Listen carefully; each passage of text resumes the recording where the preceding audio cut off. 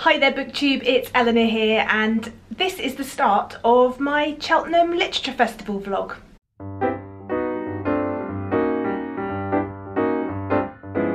So I'm waiting here for the lovely Janet from Swirly Girly Reads to arrive to start our lovely weekend at Cheltenham Literature Festival. We've come from Friday night to Sunday to experience the first weekend of the festival, and I thought I'd show you a quick trip around our Airbnb, which is so conveniently located to the festival. It's literally a minute's walk and I'm in love with it. Let me turn you round and give you a little look.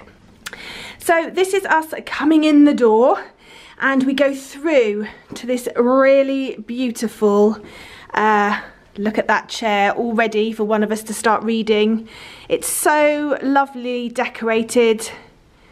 It's really big. There's loads of space.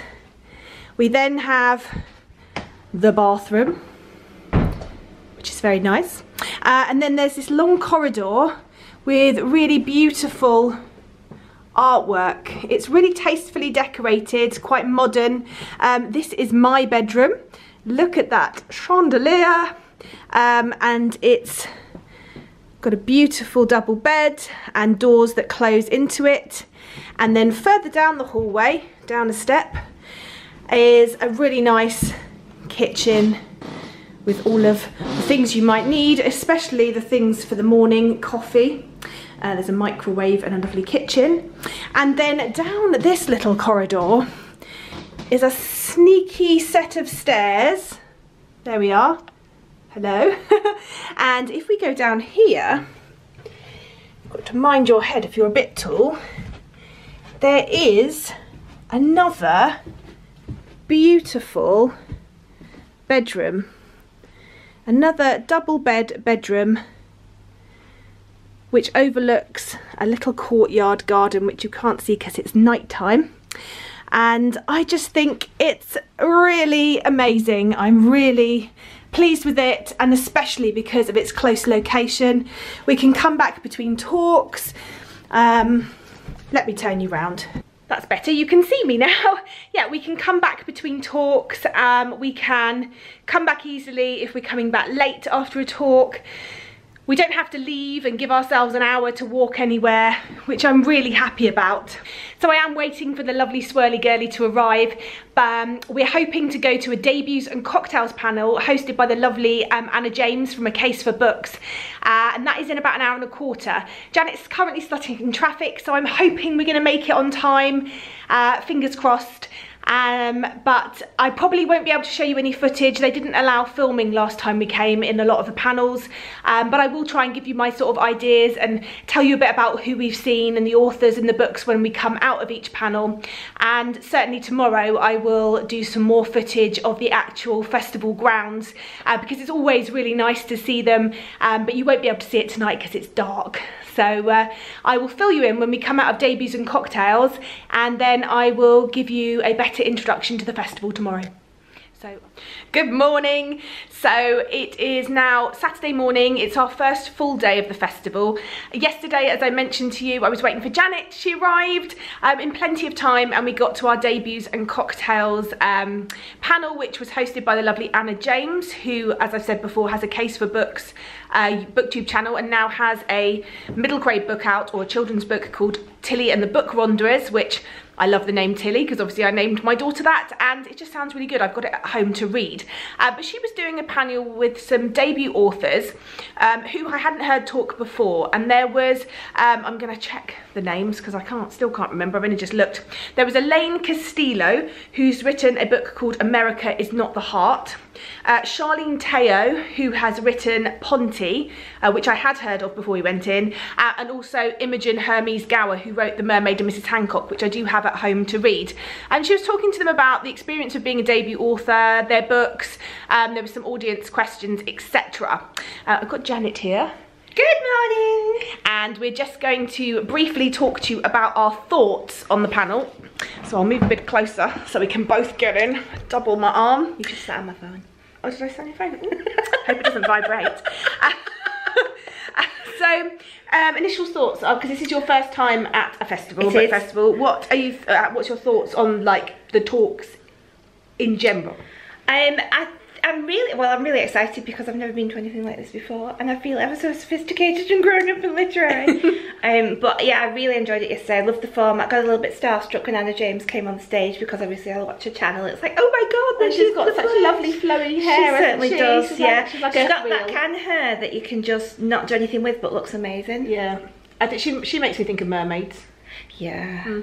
Yeah. Yes, so I really enjoyed the first event last night, and it really changed my opinion potentially of books I thought I might have been interested in, but maybe I'm not now, but books I didn't think I was interested in, but now I am. Yeah, so we both came out of the panel picking up one of the books, and that book was Ponty. So I've heard mixed things about this from various different people, but hearing her talk, I just thought the idea of the book sounded really interesting. It did, and we liked the idea of this historical, like mythological figure in her culture. Singapore, isn't it?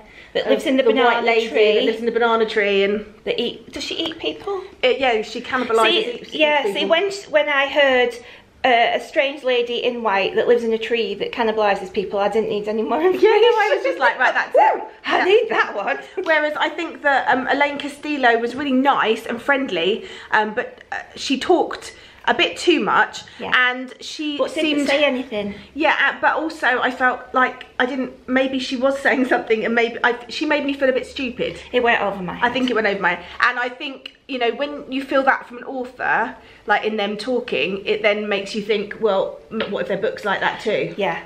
And it's not for us. It's not. We're not literary, are we? Not like that. No. So she did and I wasn't so interested in that. The Mermaid and Mrs. Hancock, I am in two minds about. I am hoping it won't be like The Butcher's Hook, which was a no-no for me. I do struggle sometimes with that sort of historical aspect. See, I like historical fiction, but I was exactly the same as you with The Butcher's Hook and The Essex Serpent, and I was always a little bit worried that it might be an Essex Serpent, which I know loads of people love, but I just could not finish it. I didn't, because I couldn't stand 800 pages of descriptions of mud. Yeah. So, no, I feel the same. So I think, having heard her speak, I'm more inclined to pick it up. Yeah, well, I've got it on my shelf, so it has made me think I need to read it. Did we buy it for each other? Yeah, probably. When we went to Bath? We're so terrible. Yeah, probably. Yeah. So anyway, we won't waffle too long because this is only the first talk. We'll have to do a date. We'll have to do a few parts to this. Tickets for today. So my first talk that I'm going into, I'm just cutting you out. That's okay. The first talk that I'm going to this morning is for Genki. No. The first talk I'm going to this morning is for Genki Kawamura, whose book I was very kindly sent by the publisher, which is If Cats Disappeared from the World, which I think sounds brilliant. And this year's festival theme is East meets West. So there's a lot of East Asian authors here. I've got the book, so I'm going to take that with me to the panel, and I'm interested to see where this concept's come. From what I can gather from the book, it's about a man whose days are numbered, and the devil comes to him and says that he will give him more time, but he has to pick one thing to disappear from the world. And I know that this man has a love for his cat, so I don't know what we're going to be looking at. It may be too highbrow for me, I don't know, the sort of concept, but it's quite a short book and it sounds interesting, and so I wanted to go and see him talk. So I'm going to see that. And what are you going to first? I'm going to see Neil McGregor, Living with the Gods, who is was he the curator of the British Museum? Oh, okay, because I like that kind of thing. Nice. So we will feedback on that. In the meantime, for breakfast we are going to the Ivy. Yeah. For those of you that aren't in the UK, the Ivy in London is a very posh 5-star hotel. And recently, I mean maybe in the last year or two, they have branched out into a chain of like brasserie restaurants all around the country. It's still very posh and highbrow and literary. I'm not sure how posh. They're still very nice. It's for a very grown-up lady. Grown-up ladies. Kind of experience. So we're going to go and do that, and we're going to have some nice breakfast. I'm looking forward to some smashed avocado. And then we're going to go to the festival. Unfortunately, it is raining, but luckily we're only a 2-minute walk. So yes. I will try and get you some footage of the festival grounds today, even though it is raining, and some of the things that we see. And I will come back to you and let you know how our first talks have gone a bit later. Yes.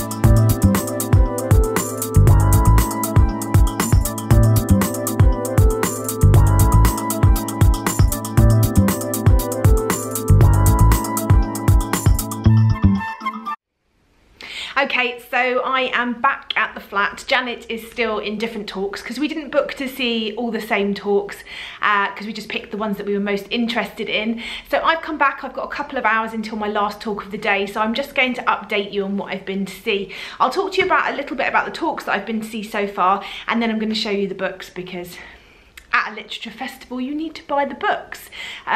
Some books that you've heard people talk about, which is the great thing about these festivals, is once you've heard them talk about the books, sometimes that really ignites something in you to go and pick those books up. So the first talk that I went to today, as I mentioned before, I already had the book for, and that was Genki Kawamura's, If Cats Disappeared from the World. I'm not going to talk too much about his talk, other than to tell you that it was brilliant. He spoke in Japanese, so there was a translator there, but even via translation, he was incredibly funny, incredibly insightful, and it really gave me an idea of what this book is going to be like to read. I managed to write down loads of what he said and make lots of notes because I just thought he was fascinating, if I'm honest. And so I'm actually going to read this book now, well, as soon as I finish this bit. It's about 155 pages long, so I'm hoping that I can read it by the end of this weekend, because I'm going to do an individual review video of this, talking about the things that he said in his talk as well, and talk in a lot more detail, because I think this is going to be a really good one to do a book review on. So that is this one, and needless to say, as I say, he was amazing and very interesting. The next person that I went to see was with Janet, and we went to see Kate Atkinson. Now, I've read Life After Life by Kate Atkinson, and I thought it was okay. I didn't think it was brilliant, I didn't hate it, I just thought it was good. It was a good read, and I have heard from Mercedes and Lauren, who read quite a few of Kate Atkinson's sort of behind the scenes at the museum books, I think in this sort of Jackson Brodie, I think his name is, sort of police series, and they really enjoyed those and definitely thought that they would be ones that I would enjoy. So I have got a couple of those to read, but I just never really got round to them. And then we went to hear her talk about her new book, Transcription, and I was sold. Me and Janet were sitting there, and before it started we were like, well, you know, I quite like her, but you know, she's not an author that I would be auto buying, blah blah blah. And I was like, well, her new book's set in wartime, you know, I have my resistance to war stuff. And she read a section from the book which was hilarious, and she was really interesting, and the book just sounds brilliant. It's so I have bought it, but I didn't buy it at the Waterstones tent because Amazon had it for half price.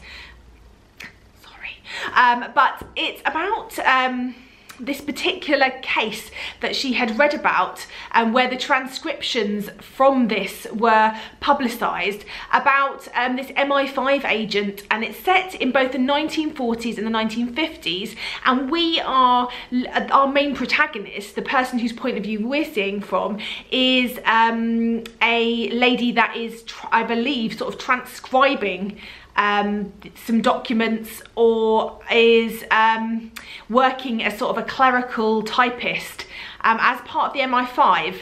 I think that is right. Yeah, she just made me want to pick it up, so I'm very excited about that now, and she was really interesting to hear talk, so I'm really pleased. That sort of changed my mind and has given me a push to pick up those books that I hadn't already. And then the third book talk that I've just been to is talking about children's books, and sort of those books that you grew up with, and the nostalgic children's books, and it was hosted by various different authors, but two of the people that were there was the lovely Anna James from A Case for Books, who I saw last night doing her hosting, and on this she was an interviewee, and she is promoting her debut book, which is Tilly and the Book Wanderers, which is going to be in a series called Pages & Co, which I have at home and I'm very excited to read. And they were talking, she was talking about the inspiration for her book.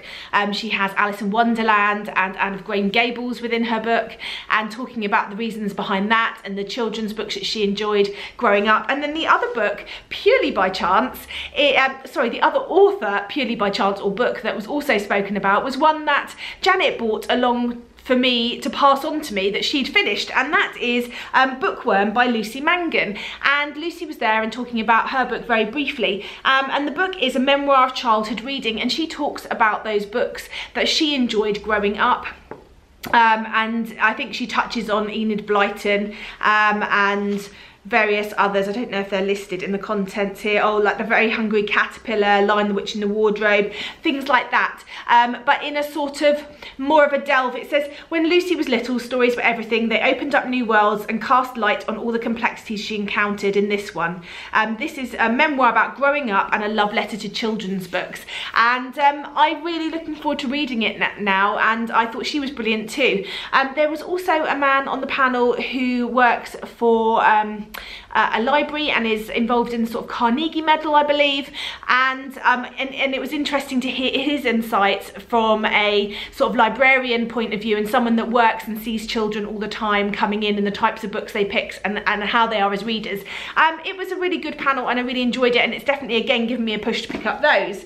I popped into the Waterstones tent in between a couple of talks, and I picked up, I picked up 2 books in the main tent. The first one I know that Janet picked up a while back and it's now come out in paperback, and I'm hearing some really good things, and I just, yeah, I want to read it. And that's The 7 Deaths of Evelyn Hardcastle by Stuart Turton. So the premise of this story is that Evelyn Hardcastle is killed at a party her parents have thrown over and over again. And this man, I don't know if he's a detective, but he is repeating this day, this murderous evening or day, over and over again. And the only way it appears to stop this is to try and discover who her murderer is and stop it from happening. And so this is one of those books where you're Groundhog Daying, you're going over the same thing. I'm not sure, yeah, it says, but every time the day begins again, Aidan wakes up in the body of a different guest, and someone is desperate to stop him from escaping Blackheath, which I assume is this sort of stately home or wherever it is there. It sounds really good, and this is the right time of year for this type of book. And then the other one I picked up was one that I had seen on the lovely Jean from Jean's Bookish Thoughts, and it follows along that vein, I think, for me, as The Song of Achilles and Circe, and I've just read Circe by Madeline Miller, and it's just invigorated me to pick up more books like that. And this is Silence of the Girls by Pat Barker. So this is a story about the Trojan War, and I think it looks at the women in particular, and I just needed something to fill that void that Circe has left. So I know that Jean really enjoyed this, and I'm hoping that I will too. And then I was so excited. If you've seen my Instagram, you'll know what I'm about to hold up. But about 3 weeks early, this was in the bookshop, in the children's tent. This is Wondersmith by Jessica Townsend, which is the sequel to Nevermore, which I read in February of this year. I gave it 5 stars, I loved it, and I just couldn't believe that it was there early. I'm so excited to get to this. In fact, after I've read If Cats Disappeared from the World, this will be my next read. And to top it off, because I can't tell you what this one's going to be about because it would spoil the first one, this is what the book looks like as a naked hardback. It is truly beautiful. I am so excited to read this one. Nevermore is just such a fabulously magical story. I remember telling someone when I finished about how I loved the smoking room, where the smoke in the room has different scents, and how the rooms change, and how our main protagonist's room in this big sort of hotel changes depending on how she feels every night. The decor changes, and then there's this giant cat, talking cat, and there's these trials, and it's just truly just a wonderful book to escape into, and a brilliant piece of children's literature in my opinion. And so this is book 2. So I can't tell you anything about it because it would spoil it, but I will be getting to this soon, so keep your eyes peeled for my thoughts on this one. And I was chatting to the bookseller in there, and I was umming and ahhing over a few books, and she recommended 2 to me that she said were brilliant. The first is called The Last Chance Hotel by Nikki Thornton. She said this was like a cross between Agatha Christie with sort of Harry Potterish type vibes. It says on the back, "Welcome to the Last Chance Hotel. Seth is the downtrodden kitchen boy at the remote Last Chance Hotel owned by the nasty Bunn family. His only friend is his black cat Nightshade, but when a strange gathering of magicians arrives for dinner, kindly Dr. Thalameus is poisoned by Seth's special dessert. A murder investigation ensues and Seth is the main suspect. The funny thing is, he's innocent.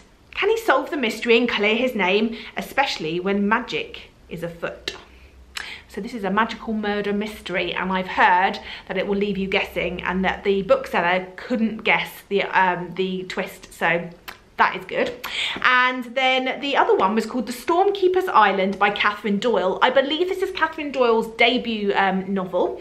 And again, she said this one was amazing. It says, once in a generation, Arranmore Island chooses a new stormkeeper to wield its power and keep its magic safe from enemies. The time has come for Fion's grandfather, a secretive and eccentric old man, to step down. Soon, a new keeper will rise. But deep underground, someone has been waiting for Fion. As the battle to become the island's next champion rages, more sinister magic is waking up, intent on rekindling an ancient war.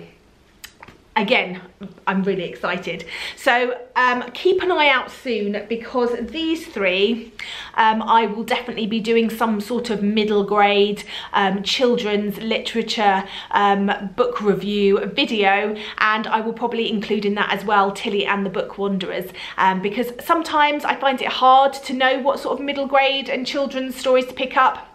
Now I'm quite honed into YA and the YA I like, and I'm very honed into adult literature and what I like there.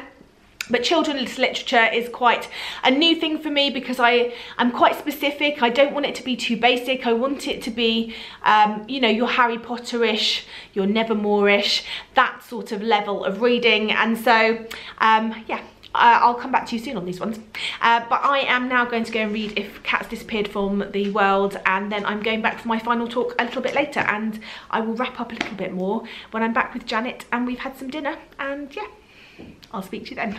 Bye for now. Hi guys, so as you might see, I am now back home. It's Sunday evening or late afternoon, and I'm back from the festival. So last night I went to my last panel of the day, which was meant to be a panel with both Min Jin Lee, who wrote Pachinko, and also the author of this book, Mary Lynn Bratt of White Chrysanthemum. Unfortunately, Mary had slipped a disc and so was unable to make it, and so she wasn't there, so it was just Min Jin Lee. Okay, so White Chrysanthemum is set in Korea in 1943 and is about a lady called Hannah who has lived her entire life under Japanese occupation. She's a female diver of the sea, and it says she enjoys an independence that few other Koreans can still claim. Until the day Hannah saves her younger sister from a Japanese soldier and is herself captured and transported to become a comfort woman.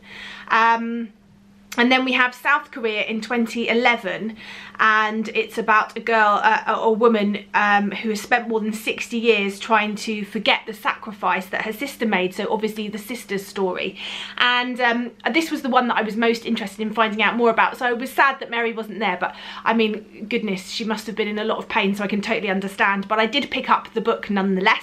And after hearing about Pachinko, I'm still in two minds about whether Pachinko is for me. However, I did really like the sound of the book she wrote before that, which is Free Food for Millionaires. And this matches my nails. But this is about a woman who's been to Princeton, and she has a degree in economics. She has a popular white boyfriend, and she is the elder daughter of Korean immigrants, and it's all about, I think, that sort of growing up, that change, you know, what it's like being from an immigrant family, and the changes as the next generation rolls on. And yeah, I thought this one sounded more up my street, so I picked up this one, and the talk was quite interesting, so I quite enjoyed that.